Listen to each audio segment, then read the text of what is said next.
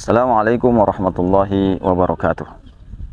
Alhamdulillah wassalatu wassalamu ala Rasulillah wa ala alihi wa ashabihi wa mawalah. Amma ba'd.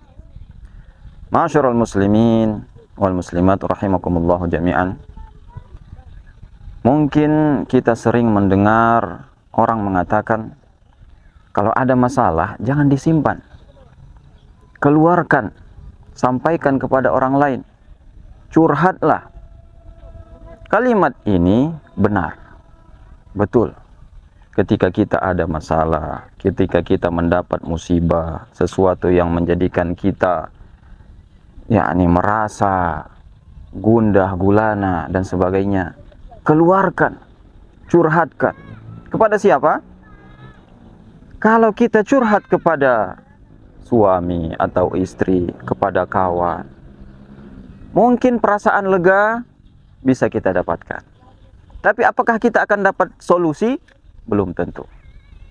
Tapi ingatlah, kalau Anda curhat kepada Allah Subhanahu wa ta'ala, Anda keluarkan segala unek-unek yang ada di hati, mengadu kepada Allah Subhanahu wa ta'ala, sebagaimana Anda mengadu kepada kawan, kepada suami atau istri, dengan penuh setulus hati, mengeluarkan isi hati sambil menangis, begitulah Anda kepada Allah Subhanahu wa ta'ala.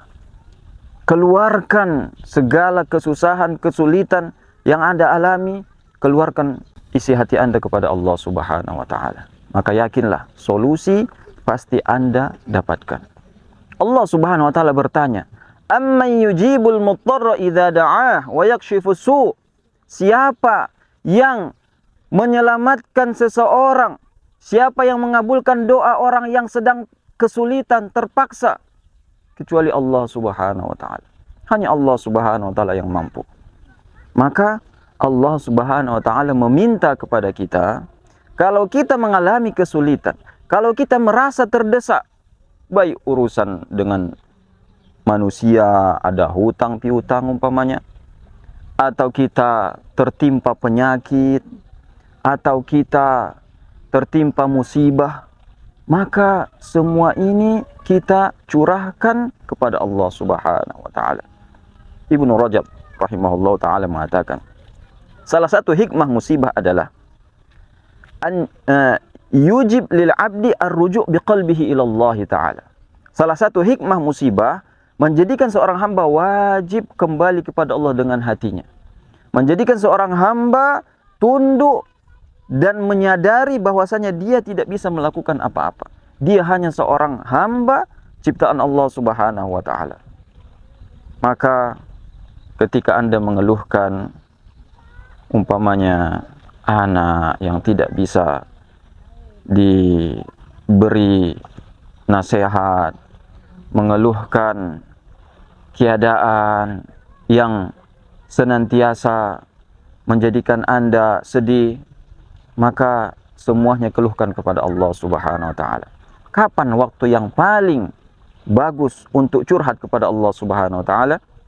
Dalam Al-Quran, Allah Subhanahu wa ta'ala mengatakan, inna nasyi'atal lail hiya asyaddu wata'an wa aqwamu qila.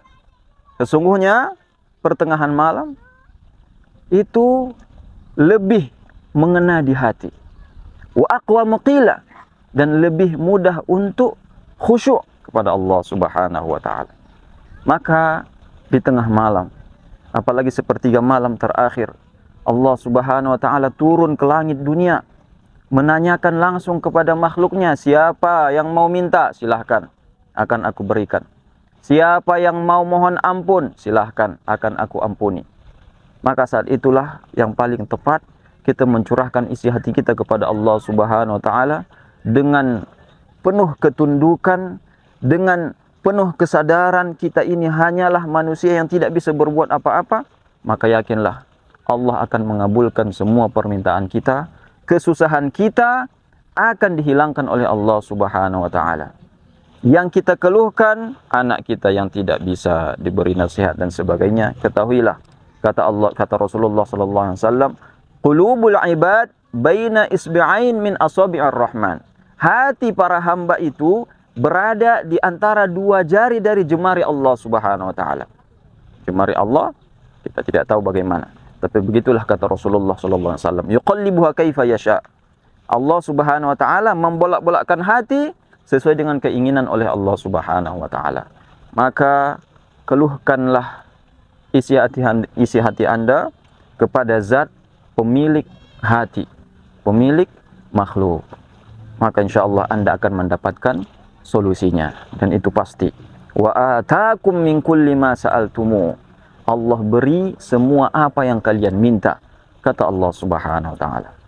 Sallallahu ala nabiyina Muhammad walhamdulillahirabbil alamin. Wassalamualaikum warahmatullahi wabarakatuh.